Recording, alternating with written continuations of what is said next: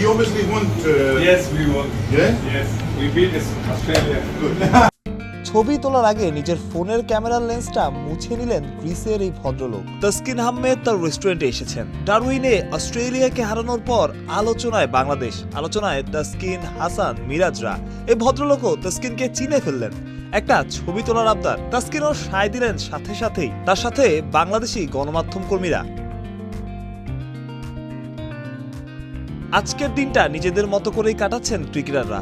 সবাই যে যার মতো ডারউইন ঘুরে দেখছেন। কোন রকম বাড়তি প্রেশার নাই। কেউ শপে, কেউ বা উপভোগ করছেন ডারউইনের সৌন্দর্য। আপনি ডারউইনের রাস্তায় হাঁটলে যে কারো সাথে আপনার দেখা হয়েই যেতে পারে। এই যেমন বাংলাদেশের 3 ক্রিকেটারকে দেখে ছবি তোলার আবদার, তারাও না করলেন না। বাংলাদেশের দিনটাও আজকে কাটছে অন্যভাবে।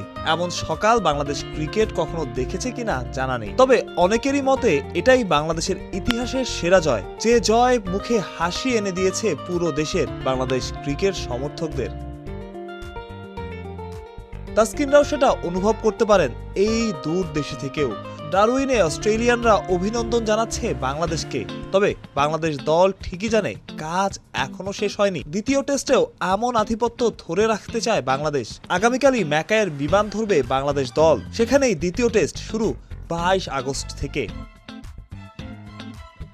আজ ছিল টেস্টের 5ম দিন। 5 দিনের মধ্যেই বদলে গেছে প্রেক্ষাপট। এখন রাস্তায় বেরোলেই মানুষ তাদের চিনছে, অ্যাপ্রিসিয়েট করছে। মানুষ চিনছে বাংলাদেশকে।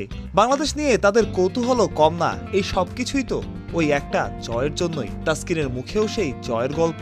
So you obviously want. Yes, we won. Yeah. Yes, we beat Australia. Good.